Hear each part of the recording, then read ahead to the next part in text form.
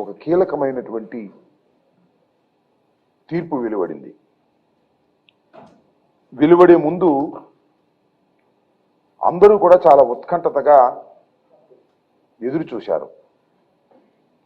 అత్యున్నత న్యాయస్థానమైనటువంటి సుప్రీంకోర్టు ఈ skill development corporation లో జరిగినటువంటి 371 కోట్ల రూపాయల విలువ కలిగినటువంటి దోపిడీని చంద్రబాబు నాయుడు గారు అక్రమంగా అన్యాయంగా మోసం చేసి దోపిడీ చేస్తే ఈ కేసులో ఏ విధమైనటువంటి తీర్పు వెలువడబోతుంది, చంద్రబాబు నాయుడు గారికి అనుకూలమైనటువంటి తీర్పు వెలువడబోతుందా లేక చంద్రబాబు నాయుడు గారికి వ్యతిరేకమైన తీర్పు వెలువడబోతుందా అనేటువంటిది చాలా ఉత్కంఠతగా రాష్ట్ర ప్రజానీకం, అదేవిధంగా న్యాయ నిపుణులు ఎదురు చూశారు. నిన్న ఎట్టకేలకు అక్టోబర్ 12వ తారీఖున 15వ తారీఖున వాదనలన్నీ విని తీర్పు రిజర్వ్ చేస్తే నిన్న 1 గంటకి తీర్పును వెలువరించడం జరిగింది. ఇద్దరు judges, supreme court judges, justice Bose అదేవిధంగా జస్టిస్ త్రివేది ఇద్దరితో కూడుకున్న ధర్మాసనం నిన్న ఒక తీర్పును వెలువరించింది. ఆ తీర్పు తెలుగుదేశం పార్టీకి, చంద్రబాబు నాయుడు గారికి తీవ్రమైన నిరాశను గురి చేసింది. ఆ తీర్పులో వారు ఏమి కోరుకున్నారు అంటే, ఏం వాదనలు వినిపించారు అంటే, ఈ కేసు చెల్లదు, చంద్రబాబు నాయుడు గారి మీద పెట్టినటువంటి కేసును కొట్టేయండి, విచారణలోకి రాకముందే కొట్టేయండి, అసలు విచారణ అర్హతే ఈ కేసుకు లేదు. ఎందుకనంటే చంద్రబాబు నాయుడు గారిని అరెస్ట్ చేసే ముందు 17A సెక్షన్ ప్రకారం అవినీతి నిరోధక చట్టంలోని 17A ప్రకారం గవర్నర్ పర్మిషన్ తీసుకోవాలి. ఆయన్ని గవర్నర్ పర్మిషన్ తీసుకోకుండా ఆయన అరెస్ట్ చేశారు కాబట్టి ఈ ఎఫ్ఐఆర్ చెల్లదు, ఎఫ్ఐఆర్ కొట్టేయండి, అసలు విచారణ జరపడానికే వీల్లేదు, ఆల్మోస్ట్ ఆల్ నిర్దోషిగా ప్రకటించేయండి అనేటువంటి వాదనలు సుదీర్ఘకాలం వినిపించారు. ఎక్కడ వినిపించారు? సుప్రీంకోర్టులోనే కాదు, విజయవాడ కోర్టులో కూడా ఇదే వాదన వినిపించారు రిమాండ్కి పంపించే ముందు, జడ్జి ముందు.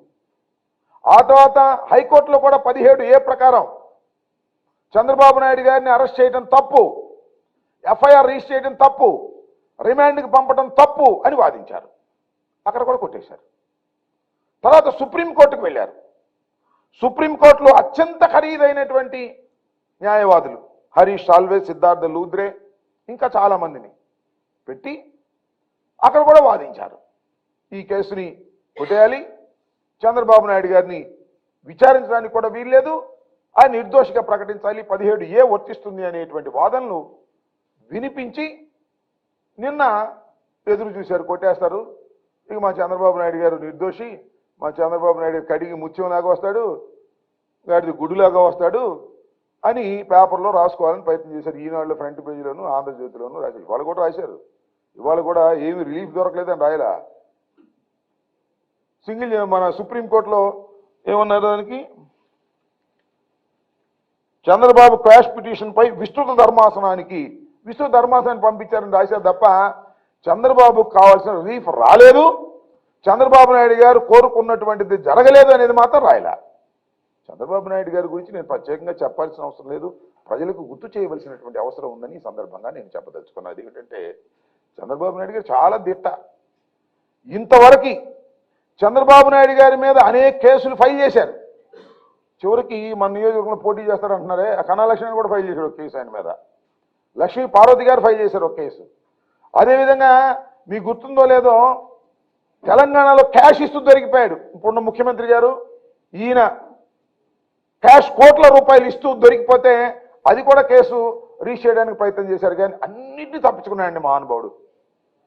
మేనేజ్ చేసుకున్నాడు, శుభ్రంగా మేనేజ్ చేసుకున్నాడు, చట్టాలను మేనేజ్ చేసుకున్నాడు, వ్యవస్థలను మేనేజ్ చేసుకున్నాడు. ఎక్కడ దొరకని దొంగగా చలామణి అయినటువంటి నారా చంద్రబాబు నాయుడు ఇక్కడ దొరికాడు. ఇక్కడ కూడా ఏదో ఒకటి చట్టంలో బొక్క చేసుకుని పారిపోదాం అనేటువంటి ప్రయత్నం, ప్రయత్నం చేస్తున్నాడు. చివరికి సుప్రీంకోర్టు కూడా ప్రయత్నం చేశాడు. అక్కడేమో తెలంగాణలో డబ్బులు ఇస్తూ దొరికిపోయి అక్కడ మేనేజ్ చేసుకుని దానిలో ఇరుక్కోకుండా తప్పుకోవడానికి ప్రయత్నం చేస్తూనే ఉన్నాడు. బహుశా తప్పుకున్నాడో లేదో భవిష్యత్తు తేలుతుంది. ఇక్కడ కూడా తప్పుకోవడానికి ప్రయత్నం చేస్తే నిన్న సుప్రీంకోర్టు చాలా స్పష్టంగా చెప్పింది. ఒకటి ఏం చెప్పిందంటే, ఇద్దరు జడ్జెస్ విభిన్నమైనటువంటి తీర్పులు ఇచ్చారు. కానీ ఒక విషయంలో చాలా క్లియర్గా అంగీకరించారు. అదేమిటంటే, చంద్రబాబు నాయుడు గారిని అరెస్ట్ చేయటం, ఆయన రిమాండ్కి పంపటంలో మేము ఇంటర్ఫీర్ కాం, మేము ఈ కేసును కొట్టేయలేం అని చాలా స్పష్టంగా చెప్పారు. చంద్రబాబు నాయుడు గారు ఎన్నిసార్లు ఎన్ని రకాలుగా వాదించాడంటే, అసలు చంద్రబాబు నాయుడు గారికి నేరానికి సంబంధం లేదు, ఆయన నిర్దోషి, కావాలని ఈ ప్రభుత్వం జగన్మోహన్ రెడ్డి గారి ప్రభుత్వం కక్ష సాధింపుతోనే ఈ కేసులు పెట్టింది అనే దాన్ని కూడా వాళ్ళు అంగీకరించలేదు. కక్ష సాధింపుతో ఈ కేసులు పెట్టలేదు. ఈ కేసుల్లో వాస్తవం ఉంది, ప్రైమా ఫేసి కేసు ఉంది, 371 కోట్ల రూపాయలు కాజేశారు వీళ్ళు, ప్రాథమికమైనటువంటి సాక్ష్యాధారాలు అన్నీ ఉన్నాయి, గో హెడ్ ఫర్ ఎంక్వైరీ అనేటువంటి పద్ధతుల్లో నిన్న తీర్పు ఇస్తే పాపం ఈనాడు ఆంధ్రజ్యోతి గిలగిలగిల్లాడిపోతున్నారు. ఎక్కడ సందు దొరకలా. కానీ నిన్న మాత్రం చంద్రబాబు విజయం అని చెప్పి మొట్టమొదటి చెప్పారు. మన నాలిక గరుచుకున్నారు. మన నాలిక గరుచుకుని ఏదో డొంక తిరుగుడు రాతలన్నీ రాసేటటువంటి ప్రయత్నం ఇవాళ చేస్తున్నారని ఈ సందర్భంగా నేను మనవి చేస్తున్నాను.